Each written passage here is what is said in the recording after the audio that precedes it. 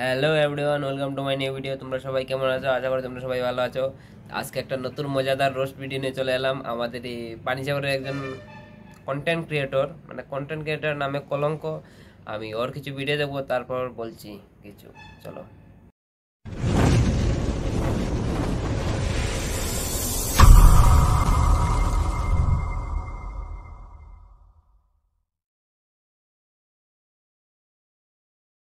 चलो भाई देखो अब मैं क्या करता हूँ।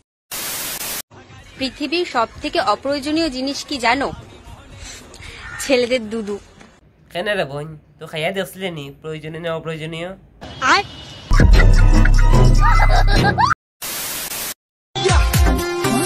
মাম্মা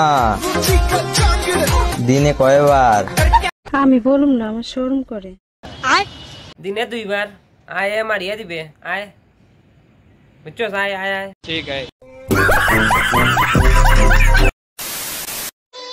ছেলেদেরকে বলতাছি, তোমরা কি মোটা হতে চাও?